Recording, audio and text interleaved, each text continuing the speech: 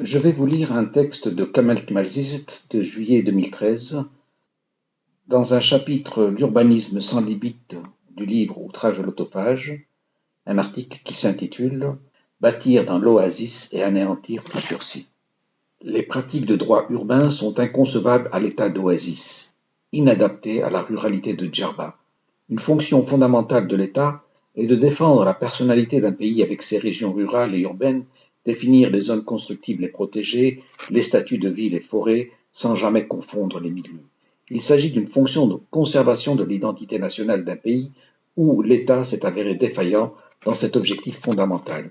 La boulimie de la construction ne convient pas au contexte d'une île, principale ressource économique du tourisme tunisien. Boulimie immobilière. Une exploitation frénétique du sol de Djerba se poursuit à un rythme jamais vu.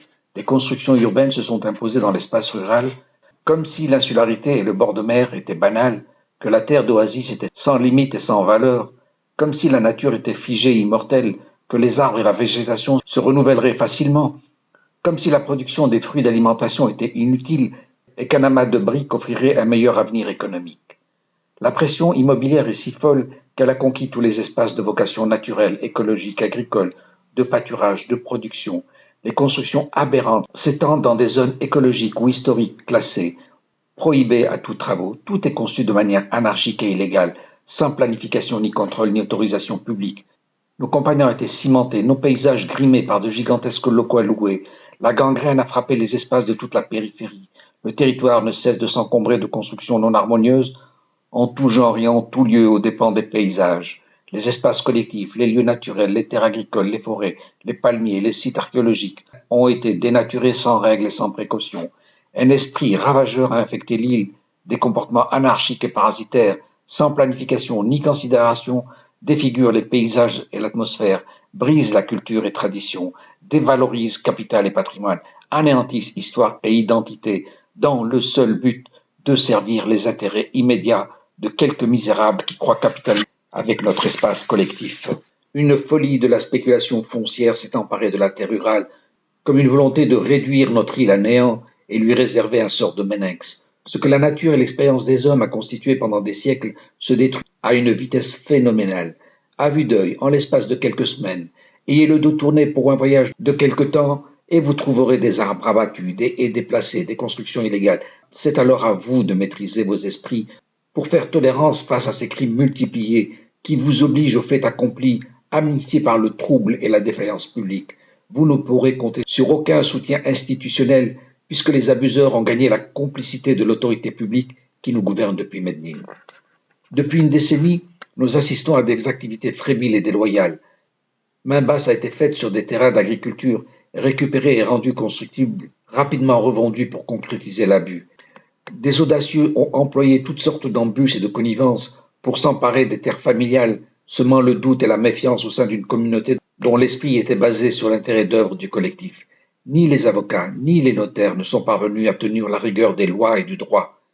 Ces spoliations ont été réalisées par des gens de chez nous, en connivence avec des truands professionnalisés qui abusent de l'absence et de l'interprétation des lois coutumières pour une malhonnêteté de transactions honnêtes. L'appropriation des espaces collectifs est une manipulation du droit foncier, de l'esprit des lois coutumières, du référencement topographique qui efface traces des anciens. Une mouvance mafieuse s'est imposée sans vergogne ni respect aux lois du sol et du domaine public. Au gré des intérêts pécuniaires, des lois ont été ignorées et manipulées. Certains événements débusquent les méthodes sournoises de ceux qui ont fait de la loi un gouvernail à manipuler selon leurs intérêts personnels et immédiats. S'ils n'ont guère apporté de parure à l'île, ces brigands ont porté atteinte au sacré et remplacé l'irremplaçable. Plusieurs décennies durant, l'île a été soumise à l'anarchie et l'exploitation, la destruction de ses richesses naturelles et de ses ressources non renouvelables. Dépourvue de protection contre les actes abusifs des opportunistes, soutenus par des groupes d'intérêts puissants, Djerba s'étiole sous l'énormité du ciment, tout autant que son littoral, sa campagne et son identité. Les promoteurs ne se défont pas de leur obsession de la brique, qu'importe que Djerba se rabougrit, s'étiole et s'enlaidit. Obsédés de lucre, les constructeurs de l'éphémère n'ont point d'intelligence et encore moins de poésie.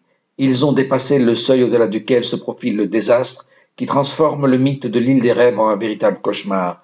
Djerba est devenu, suivant la conception médiocre de nos princes, moins une terre saine et épanouie qu'un ramassis de bois gisant dans son linceul de béton. Les aménagements de l'horreur ont vu le jour depuis que les citoyens ont disposé des facilités de l'eau, de l'électricité, des routes, des engins mécanisés, des tracts, matériaux de construction. Ces facilités ont stimulé les activités commerciales dans le bâtiment et l'immobilier. Une honte, un spectacle insipide, un cauchemar épouvantable qui se vit pour l'heure au présent. La catastrophe est irréversible, mais la folie de la construction ne s'arrête pas là. Les abus ont dépassé tout entendement. L'immense drame provient de cette lamentable perception économique qui conçoit le développement ou le bien-être social comme l'apport des infrastructures de l'eau, de l'électricité. Le dit progrès des énergies n'a ouvert qu'à l'activisme parasitaire et à l'affairisme de tout genre, à la spéculation sur le sol et à la migration des miséreux, l'appauvrissement des gens et la ruine du capital, moins de services pour les touristes et plus de refuges pour les pauvres qui, de toutes les régions de Tunisie, prennent le droit d'accaparer le sol au nom de la République. Les terres sont devenues, au nom de décisions individuelles, des lieux constructibles, des maisons mises à la vente location pour l'habitat et le parquage auto, les magasins de misère et de tout commerce. Non seulement les facteurs d'attraction touristique et de production ont été dénaturés ou rasés, mais de plus remplacés par des structures laides et encombrantes, incohérentes à l'identité et non soumises à l'impôt. Comment est-ce possible qu'une collectivité de tradition comptable soit à ce point perdante à tous les coups et à tous les coups, COUTS. Ces constructions ne payent pas d'impôts. Leurs terres sont supposées produire de l'huile d'olive, de la viande ou quelconque fruit taxé à la vente. Elles contribuent aux soins du paysage végétal et de l'esprit rural qui attire les milliers de visiteurs. Comment est-ce possible que nous soyons à ce point irrationnels de l'intérêt collectif, incapables de réflexion, d'adhésion et d'exécution? Une autre aberration. Les misérables bâtisseurs occupent le nouvel espace naturel, tandis que les complexes d'hôtels sont fermés. Pourtant, ils ont coûté l'investissement économique de la Tunisie, occupent tout le littoral et doivent rapporter leurs frais de taxes et amortissements. Ils sont destinés à héberger les voyageurs et à activer l'économie du tourisme. S'il n'y a de touristes, ils peuvent loger les vacanciers continentaux. Or, pour la plupart, ils sont fermés, ne payent pas d'impôts, occupent le littoral, stimulent la construction dans les campagnes. L'économie tiendrait mieux de vacanciers à l'hôtel que d'aménagement de maisons de vacances sans taxe. L'impôt est un régulateur qui éduque le citoyen, oriente le sens de l'économie. Il aurait suffi d'obliger au paiement des taxes locales pour diminuer l'intérêt de nouvelles constructions misérables dans nos champs et obliger à l'activité de rentabilité commerciale des hôtels. Nous faisons l'inverse. À nouveau, il est difficile de faire pire. Au grand désespoir de Djerba et de son authenticité, les campagnes se transforment, l'habitat se métamorphose, les mentalités changent de manière trop rapide à mon goût, loin du bon sens réservé qui devient insupportable pour les natifs. La dégradation des paysages ne vaut pas la lutte contre la pauvreté. Elle est un drame pour l'écologie et pour l'économie. L'État tunisien ne peut pas ignorer son choix stratégique. Tant d'argent et de destruction pour si peu de retour en fin de compte, ce n'est plus de la bêtise mais de la folie. L'île dénaturée a perdu son âme et son corps, elle ne retrouvera jamais sa beauté d'antan, abandonnée aux misérables. Morcellement de la nature. La culture urbaine s'est propagée dans le milieu rural et le collectif des Djerbiens pour l'intérêt de l'espace privé et de la division des propriétés, de l'individualisme égoïste et le mépris des autres, du morcellement de la terre et de l'enfermement mural. Le sol rural a été morcelé, abîmé, délimité par des murs, envahi de constructions anarchiques, comme si l'île de Djerba devait devenir une vaste conurbation ou d'une grande casbah qui s'étendrait sur des kilomètres. Le morcellement du sol et les constructions nuisent à l'harmonie des paysages et à l'esprit de campagne, lesquels sont le principal facteur d'attraction de l'île. Le monde rural est celui des vastes espaces et de l'agriculture, certainement faiblement productive à Djerba, là n'est pas l'essentiel. La campagne appelle au dépaysement, au repos. Elle contribue à l'attraction par la beauté de ses paysages et la qualité de son air. Une leçon d'économie dans la révolution agricole du XVIIIe siècle rappelle le mouvement des enclosures en Angleterre qui avait contribué à la réunification des terrains, permettant le progrès technique et la productivité des sols, entraînant la révolution agricole, les techniques industrielles et tous les développements économiques qui se poursuivent à ce jour. Or, le sens inverse a été pris à Djerba. Nous n'allons pas vers une préservation du milieu, mais un morcellement des sols. Au lieu de nourrir les vergers de nos campagnes, nous désertifions leurs plantes et nous les repeuplons de mauvaises maisons quasi vides. À partir des années 90, Les Djerbiens ont commencé à morceler leurs terres et leurs domaines à vendre au meilleur prix marchand et à croire que l'investissement immobilier serait meilleur que la terre vierge. Ils ont unilatéralement transformé le sol agricole en terrain à bâtir et tout le monde est complice. L'obstruction aux lois est devenue modèle. Les droits coutumiers sur le sol agricole, sur la propriété de l'arbre, sur les terres communautaires ont été transgressés. Les lois, l'esprit de la loi, l'intérêt agricole, l'intérêt économique sont bafoués. Les individualismes ont obligé à la division arithmétique de domaines agricoles. Les héritages se sont partagés, les fermes sacrifiées pour un intérêt d'habitat vacancier, les terres agricoles ouvertes à la construction. Les divergences internes ont poussé à la vente d'intérêts marchands.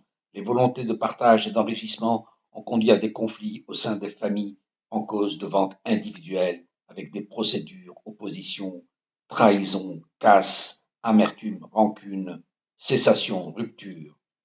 Le mal de goût spéculatif a pénétré nos mentalités et s'est avéré à l'origine de fitna familiales. On a vu s'ériger des murs de Berlin au sein d'un même manoir autour de terrains agricoles. Les valeurs incomprises d'un système insulaire ont été bafouées par les leurs pour faire perdre définitivement le sens de la production et l'union des familles.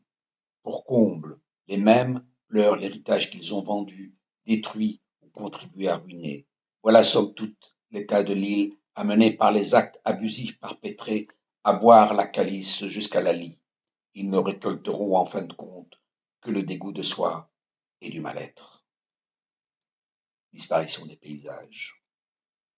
L'angoisse est vive, d'autant que les spéculateurs se sont attaqués aux ressources vitales de l'île. Outre la désinvolture pour une minable production agricole, les lourds travaux d'infrastructure ont contraint la biodiversité, gangréné les sites écologiques, anéanti les traces archéologiques. Les sentiers étroits et tortueux de nos jadias ont été transformés en pistes bitumées, en route droite favorable à la pénétration de l'automobile dans la ruche, ouvrant la voie aux véhicules, aux camions et bulldozers. Les plantes sélectionnées, qui ont mis des centaines d'années à pousser, sont rasées. Nos champs d'oliviers sont devenus des lieux de stockage pour le ciment et tout le matériel du bâtiment. Les vergers fertiles de nos campagnes se sont bétonnés, les sites naturels éliminés, les palmiers dévalorisés, obstinément gaspillés. À ces préjudices irréversibles, les colosses d'acier prêtent à ce jour leur puissance pour activer toute destruction. Djerba perd ses atouts à une vitesse trop accélérée, du jamais vu de notre histoire. Hier, saine et propre, aujourd'hui, elle entame sa descente aux enfers. La fièvre immobilière ne semble pas s'arrêter. La douce campagne d'antan est jalée de bâtis bariolés sans âme qui remplacent aube après aube les arbres mythiques tels l'olivier béni et l'arbre roi, le palmier symbole de majestuosité. Les splendides paysages défigurés par les actes d'outrecuidants de chenapans qui ne respectent plus rien. La douce campagne est livrée à l'usure et à l'exploitation frénétique, illicite et sans justice, de sites culturels et historiques, de paysages merveilleux et de lieux naturels qui ont attiré tant de touristes du monde entier. À ce rythme soutenu, les paysages de Djerba subissent une détérioration irréversible, fortement préjudiciable à la nature, à l'humanité, à la vie, à l'économie. Tout cela implique la métamorphose des lotophages en une nouvelle île de parcages et de garages, de boutiquiers de services et de miséreux qui mendient une survivance destructive des paysages. L'île se meurt dans son linceul de béton. Les paysages magiques, les réserves naturelles, les ressources de vie se détruisent à vue d'œil et à une vitesse effrayante. Les pressions de la démographie, de l'activisme économique anarchique, de la consommation à outrance, de l'expansionnisme sans planification détruisent à jamais les sites, les paysages, les beautés et tout ce qui faisait l'attraction du tourisme. Ils sont pourtant le principal atout de l'économie tunisienne pour lequel l'État républicain ne devrait pas rester indifférent. Défiguration de la construction. Le danger a pris des proportions inédites depuis que les destructeurs de l'immédiat et les constructeurs de l'éphémère, en connivence avec les responsables et les collectivités locales, ont décidé de sophistiquer Djerba à l'insu de tous, en spoliant ses paysages, en phagocytant son littoral, en défigurant ses campagnes. Ici, tout se fait sans réel souci d'éthique ni d'esthétique, de raison et d'intérêt commun, le plus souvent au détriment de la nature et de la population. Le luxuriant territoire a été tronqué pour du béton, le vacarme des engins a remplacé le calme de nos Jeddah. Les sentiers sinueux garnis par des figues de barbarie ont fait place à des routes jonchées de moches bâtisses. La douce campagne rappelle les bidonvilles anarchiques. La boulimie ininterrompue dévoile un parcage de bunkers frébiles. Des blocs de construction massive se sont posés au paysage. Des styles architecturaux grotesques sont exposés sur les bandes de communication. D'une année à l'autre, nous découvrons les affres d'une invasion de béton anarchique. Des services de misère et des activités de tout commerce se sont posés sur les routes pour pêcher l'attraction de l'automobiliste, salir les paysages, multiplier les accidents. N'est-il pas de notre devoir à tous d'épargner cette terre d'accueil de tous les éléments de grâce face à la nuisance de nos biens culturels, artistiques et ancestraux? Il faut crier garde, mais qui entend? L'île est aménagée en catimini dans l'urgence et la précipitation par les barons téméraires qui se posent en maîtres des lieux et imposent des architectures de nulle part. Ils dressent d'horribles demeures sans goût ni confort qui ne correspondent en rien à la tradition gerbienne et s'imposent avec vulgarité dans notre paysage. Ces abuseurs se prennent pour des professionnels de l'architecture ou de l'entrepreneuriat qui s'acharnent d'activités fébriles et spéculatives en tout genre. Ils ne sont que des constructeurs de l'éphémère qui érigent des bâtiments de style vulgaire et affligeant, nuisibles au paysage, non rentables à la communauté, ruineux pour l'économie. Les abuseurs continuent à encenser le territoire de constructions incohérentes à notre milieu au service de vacanciers occasionnels ou de bourgeois qui voudraient leur maison sans impôt à Djerba. L'angoisse est d'autant plus vive qu'il y a nécessité et même urgence pour les hommes de liberté et de justice de réagir fermement contre les délits et les monstruosités de ces marchands sans vertu dont la dérive mercantile a brisé l'esprit communautaire dans un climat de lassitude des abusés. En d'autres termes, les sites merveilleux de Djerba ont été altérés et défigurés par les travaux lourds et sans règle. Ils sont des actes criminels portés contre la culture et l'identité, la civilisation et la vie millénaire qui devraient conduire à des sanctions sévères dans un état de droit. L'héritage coutumier. Au nom de quoi le seul être humain d'une génération se donnerait-il le droit de toucher à l'immanence? L'atteinte est à la sainte religion de gâcher un patrimoine qui ne vous appartient pas. La nature est un don sublime du ciel qui vous a été prêté pour être retransmise. Notre obligation est de la garder intacte autant que possible pour la protéger et la léguer aux générations futures. Le système ancestral de la coutume avait une cohérence communautaire, d'interdépendance des hommes autour de la terre dans l'intérêt de la production économique et de la cohésion sociale, en accord avec l'identité et le milieu naturel, contribuant à la préservation des sources de beauté et du bien-être des hommes. Ces principes de solidarité, édifiés par l'expérience de la pauvreté, ont été ignorés parce que les habitants se sont désolidarisés de l'amour pour leur île et pour leur communauté dans laquelle ils ne se reconnaissent plus. La déstabilisation du social va provoquer la modification de l'identité et du panorama. Au lieu de comprendre les valeurs de ce système coutumier, ils ont nié l'expérience des anciens pour se jeter dans une nouvelle forme d'économie totalement dévastatrice. Leur assemblée supérieure, l'intérêt de leur ego, la soif de l'argent, le fantasme des affaires, l'excitation pour le ciment et la jouissance de la construction. Les égoïsmes ont débordé sur l'harmonie collective, transformant les paysages bibliques en constructions sous câblage électrique, réduisant l'écologie à un linceul de béton.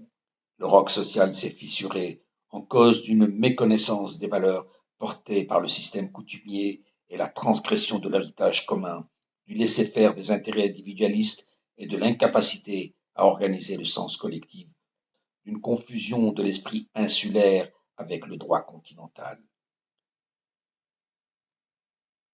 L'intérêt collectif n'étant plus défendu, chacun veut monnayer sa relique avant de fuir ou de mourir, de vendre ou louer le précieux espace insulaire avant le déluge ou l'apocalypse. La nouvelle économie a bradé l'existentiel vivrier pour une illusion de prospérité portée par le monétaire exclusif. Faute de réfléchir sur lui-même, le modèle djerbien a capitulé. Il aurait fallu s'imprégner de l'esprit des anciens, des contraintes de l'insularité et de la pauvreté, défendre les lois et les règles économiques, passer par une organisation de la conscience et transmettre l'expérience des hommes dans la continuité du bien-être. Esprit de corps. L'esprit de communauté n'y est plus, l'esprit collectif non plus. Les dégâts sont irrémédiables et les pertes définitives. Nous ne sommes pas parvenus à organiser une conscience humaine pour défendre notre particularité insulaire et les nouvelles générations le paieront très cher. C'est extrêmement grave pour les conditions de vie des futures populations. L'île aux influences ibadites, réputée pour sa mesure d'homogénéité et d'égalité de ses habitants, voit exposer la richesse et la pauvreté de maisons déséquilibrées et démesurées, inhérentes à une large palette de styles architecturaux et de modèles de construction. Ce n'est pas là la tradition d'une population discrète, habituée à se fondre dans son environnement pour se défendre et se protéger, ni de faire de son île un espace d'exposition de la richesse immobilière ou du parquage de la misère humaine. Au grand regret de tous, tout se fait sans le moindre souci du milieu et de l'harmonie, de l'éthique et de l'esthétique, avec un remarquable soin échevelé et affligeant pour lacérer définitivement les rivages et les paysages magiques de Djerba. En l'absence de contrôle des autorités municipales, des constructions étranges se sont imposées au paysage, avec des blocs fragiles, sans aération ni ventilation, des façades en aluminium, des vitres fumées et des couleurs or, marron, bordeaux, ces bâtisses irrationnelles, de style laid et de mièvre goût, sans âme et sans confort, sans éthique et sans esthétique, jurent avec le doux paysage ilien et ne méritent en rien la signature d'un moindre architecte ni d'un quelconque cachet public de municipalité d'intelligence digne.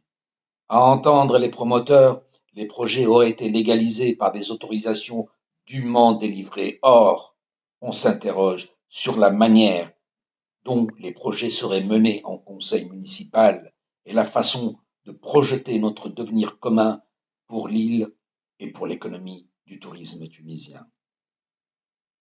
Cette métamorphose contrarie notre sentiment collectif d'insulaire amputé de son patrimoine et de son entité, non sans rappeler qu'elle est un crime grave de lèse-humanité.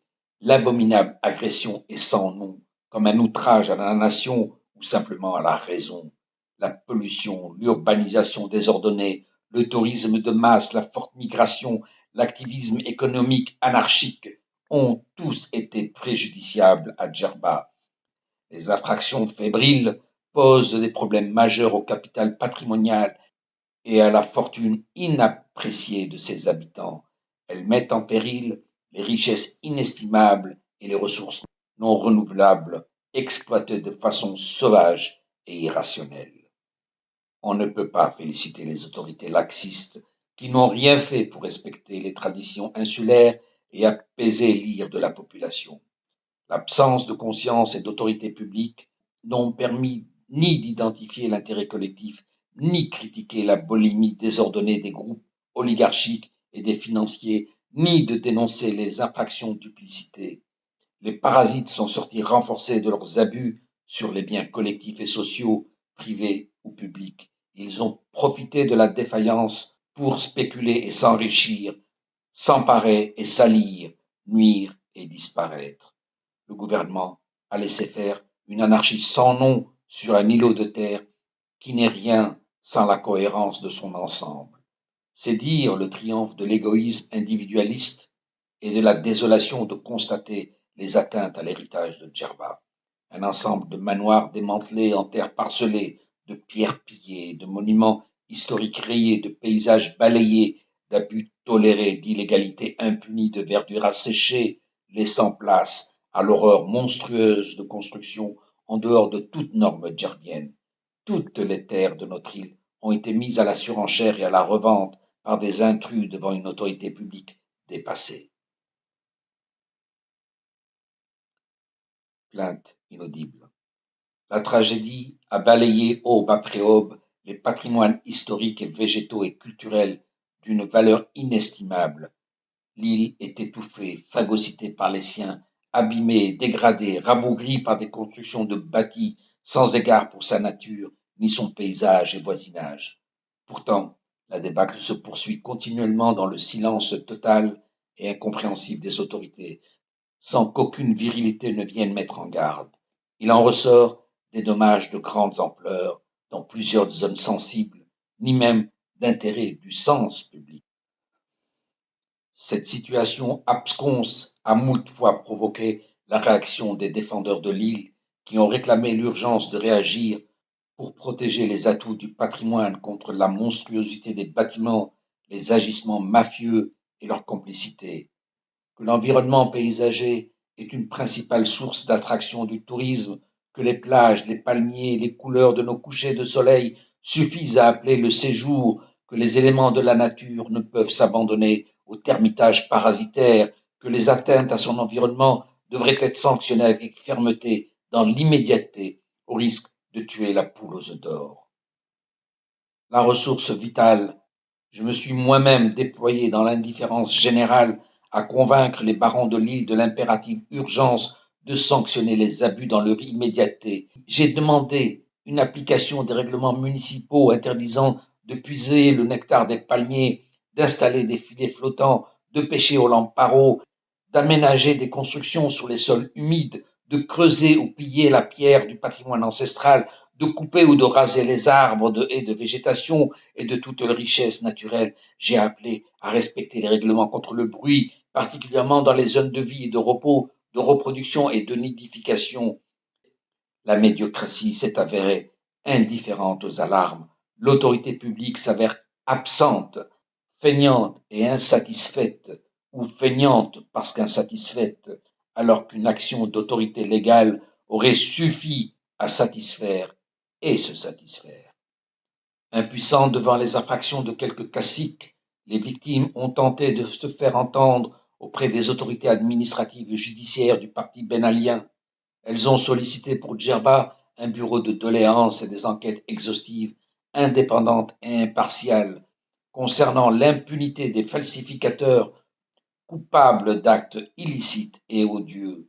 Cela aurait aidé la magistrature à se mobiliser pour la justice, de prononcer leur verdict après examen et vérification des dossiers, rendre la confiance et faire plus de sérénité. Les autorités locales ont abandonné leurs responsabilités par manque d'intérêt pour le collectif.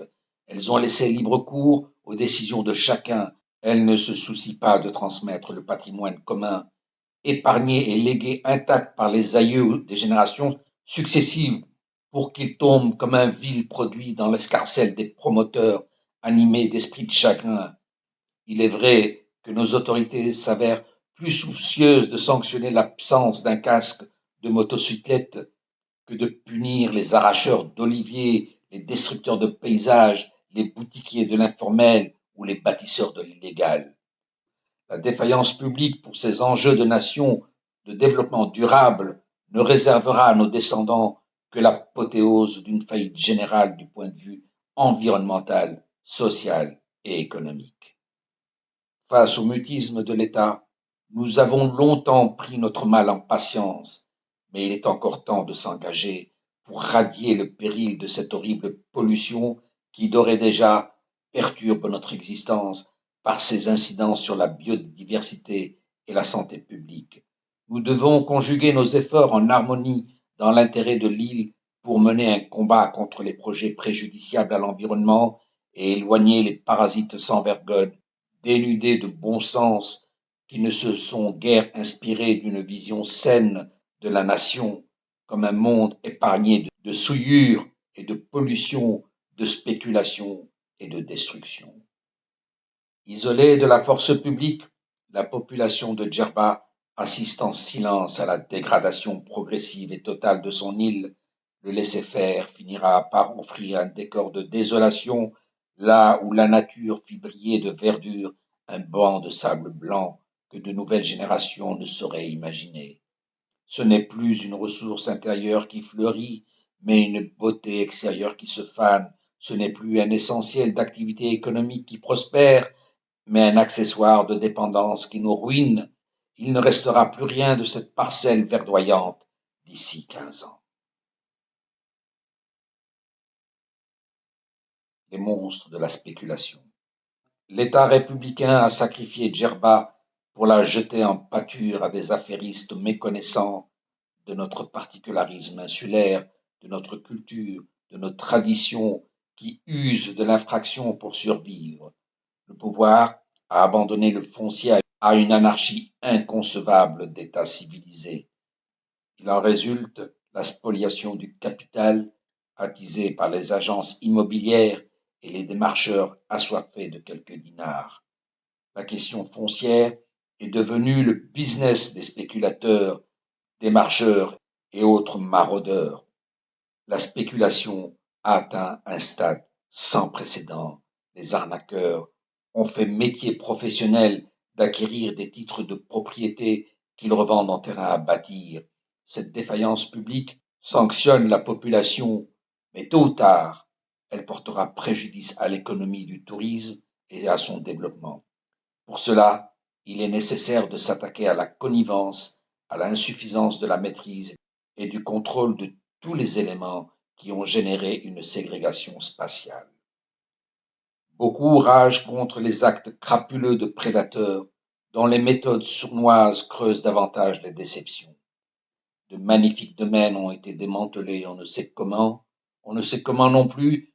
Des légendes de grand-mère ont été rapportées pour accaparer un terrain, y bâtir n'importe quoi et n'importe comment, sans autorisation municipale ni sanction publique, et revendre proprement l'affaire à un capitaliste prêt à payer, témoignant d'un sectarisme de partisans du stupre et de l'infamie.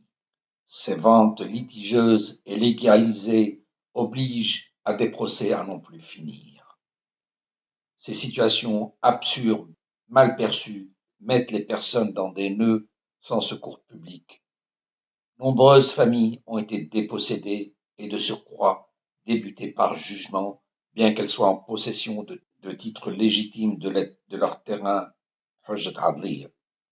et l'on comprend très mal comment les tribunaux de Médine aient pu, à une époque, rejeter moult demandes au bénéfice de quelques usurpateurs justifiant de titres de propriété, de simples contrats de vente apocryphes, sans aucune signature d'autorité sermentée, sinon la simple copie légalisée par la municipalité. D'autres n'ont pas hésité à occuper l'espace de Djerba, y construire illégalement des demeures de toutes les fantaisies, prêts à user de violence pour protéger leurs méfaits. Ils se sont persuadés que les constructions en dur seraient une valeur sûre, croissante et spéculative, et que le gouvernement n'oserait pas détruire ce qui a été illégalement construit. Certains encore ont récupéré un arbre olivier pour exploiter son terrain de 36 mètres carrés et à arracher l'air de sa terre pour y construire un cabanon. Ils y installeront sans doute un ventilateur, ignorant que l'olivier fut un climatiseur naturel.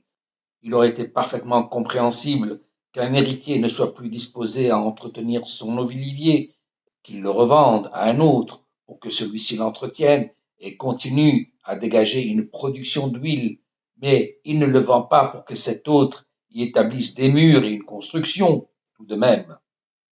Des entrepreneurs de misère occupent arbitrairement des terrains privés et des lieux de pâture, des sites naturels et historiques classés, et même les terrains de cimetière que nos ancêtres avaient prévus pour notre repos, proposés comme objet de lucre et de duplicité. Des terrains litigieux, au titre souvent apocryphe, ont été intégrés dans le circuit marchand, des terrains situés dans des zones non edificanti, interdits à la construction, tels que Ras el Mal, lac préhistorique de l'El Hadriya, Bir el Widienne, la côte d'Arir et bien d'autres sites naturels et de sites humides comme Sidi Jmour sont devenus des espaces de plaisance pour les humains et de parquage pour leurs voitures. Ils ont stérilisé toute production agricole, marine, alimentaire. Pour compléter le déracinement insulaire et embaumer l'ultime but de la rapine, les références du passé ont été grisées pour faire douter la propriété et mieux falsifier leurs documents. L'étape successive consiste donc à éliminer les références historiques, dénaturer la topographie du lieu et effacer les bords traditionnels de Tider et les noms anciens des lieux.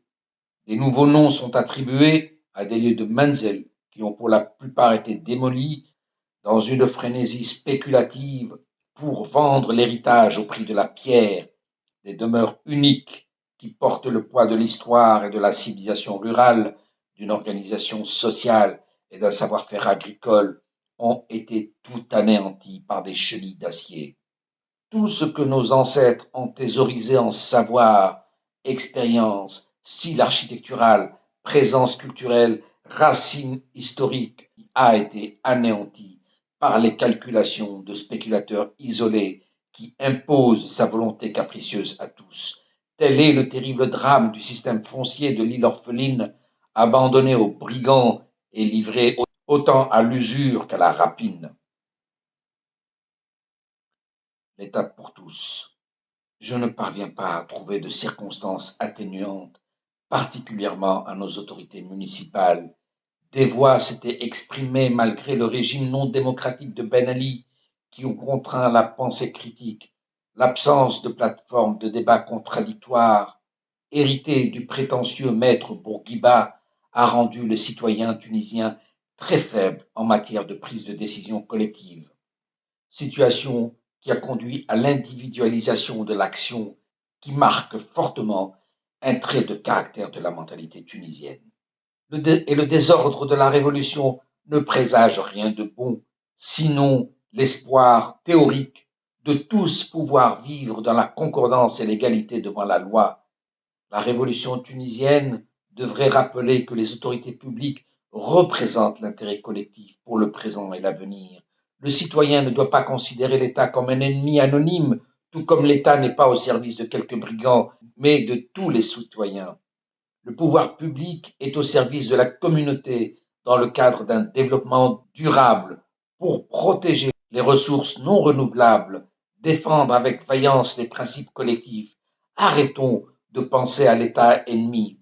Il est l'incarnation d'une conscience collective et d'une défense d'un devenir durable, d'une participation au débat et d'une conceptualisation de la connaissance. Il ne peut se défaire de son rôle d'intérêt public et surtout pas d'accréditer la volonté des spéculateurs qui ruinent le capital. La protection de l'héritage nécessite bien évidemment l'intervention d'une puissance publique consciencieuse et responsable, cohérente et objective, ferme et incorruptible pour continuer à défendre ce principal capital, facteur d'attraction touristique, poids économique et condition de bien-être. Une élémentaire leçon de science politique enseignerait l'intérêt de l'autorité publique, d'une force d'exécution, d'une potentialité d'étude pour identifier les atouts naturels. Notre démocratie nouvelle incite de responsabiliser tous les acteurs par une démarche participative pour ouvrir le débat et la conception à toutes les divergences, sans crainte ni réticence, dans un dialogue contradictoire, sans méfiance et sans mépris. Elle impose que l'on accorde à dégager les fondements concrets, inaliénables, avec lesquels nous devrions tous être d'accord et vers lesquels nous aspirons pour avoir une île propre et une nature saine, un respect de l'éthique et de l'esthétique, une préservation des patrimoines naturels et culturels que tous nous nous engageons à défendre avec l'appui de la force publique et collective. Appelons à la mobilisation citoyenne des habitants et de leurs représentants pour donner leur opinion et participer activement à la réalisation de principes concrets. Ils auront à s'exprimer sur toutes les questions sociales, autant pour la propreté des villages, la pollution des campagnes, l'urbanisation anarchique, l'harmonie sociale les nuisances sonores, l'habitat ancestral, la participation de toutes les organisations professionnelles, des associations civiles et des opinions sous le patronage des collectivités locales doit contribuer à établir un plan de qualité à défendre par l'autorité collective de l'institution publique. Cette révolution bénite a le mérite d'ouvrir à l'esprit critique et démocratique pour poser nos responsabilités et rendre compte, entendre les silences de Dame Nature et faire une pause à la frénésie immobilière, défendre la collectivité et projeter la population dans un avenir optimiste, sanctionner les appétits féroces et les profiteurs individuels pour que Djerba ne soit pas un magot à dépouiller au plus vite. Marquons simplement un temps d'arrêt pour savoir où nous en sommes, où nous dérivons et où nous devrions aller par respect pour cette terre bénite qui nous a tant donné, que l'on se remémore le dicton de nos ancêtres, rien ne se perd, rien ne se gagne, tout se transmet, alors que notre génération s'active dans le sens de tout se détruit, rien ne se gagne et rien ne se transmet.